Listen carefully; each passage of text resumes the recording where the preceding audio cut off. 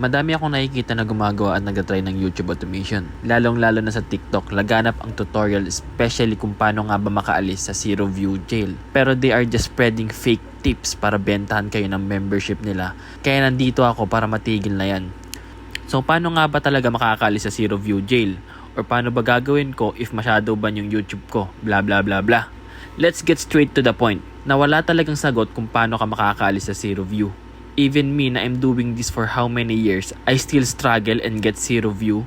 Pero here's some tips na ginagawa ko para hindi ako ma-zero view. Pero ako na nagsasabi sa inyo na wala talagang sagot kung paano ka makakaalis sa zero view jail. So save your money, wag na kayong bumili ng mga binibenta nilang tutorial ek. Here are some proof na I get consistently 1,000 views with a new YouTube account by doing these tips na ibibigay ko sa inyo. Baka sabihin nyo puro lang ako boka at wala namang proof. Here are the tips. Number 1, gumamit kayo ng old YouTube account. Kung wala naman kayong old na YouTube account, ito ang gawin nyo. Pagkagawa nyo ng new YouTube channel, wag muna kayo mag-post agad-agad. Gamitin nyo muna siya as a normal YouTube account. Manood kayo ng mga videos na related sa niche na gagawin nyo. Mag-subscribe kayo sa kanila. Mag-interact kayo like mag-like, share, and comment sa mga videos nila. By doing this, hindi kayo mapaflag as a bot ni YouTube. Mape-prevent nyo agad yung pagka-shadow ban. Number 2, schedule your posts based on your analytics. Madami akong nakikita at napapanood sa TikTok na i-unlisted daw muna yung video bago i-post o kaya naman huwag kayong mag-i-schedule ng video at masya-shadow ban. Ito ang proof na I get 1,000 views by scheduling my videos. Para sa akin, it will help lalo na kung alam mo kung anong oras active yung mga viewers mo. Kapag madami ang nanonood sa video mo, mas ipopromote siya ni YouTube. Ganun nag-work ang YouTube algorithm. So scheduling your post is fine. Number 3, don't spam post. 1 to 2 posts per day is okay. Itong tip na to, para sa akin ito yung nag-work. So hindi ko lang alam para sa ibang creator kasi may nakikita kong ibang creator nag-post ng 3 times per day pero nagigain pa rin sila ng views. Pero for me, 1 video or 2 video per day is enough para maiwasan mo ma-flag ka ni YouTube as a bot. Bakit? Kasi kung nag-spam post ka, para kang AI. So baka ma-flag ka ni YouTube as AI or as a bot at hindi niya na i-promote yung video mo. Kasi may nangyari sa akin to isang beses. Nag-try ako mag-post ng 3 beses sa isang araw at lahat ng videos na yon is 0. Ito number 4. Ito yung pinakamahalaga talaga sa lahat. Ito yung matagal ko nang sinasabi sa lahat ng videos ko. Check your analytics. Ano nga ba dapat ang i-check mo sa analytics mo? First is yung viewers engagement. Check mo kung 75% ba is nag-i-stay para panoorin yung video mo. Kapag hindi, you need to change your editing style or maybe yung hook mo is hindi effective.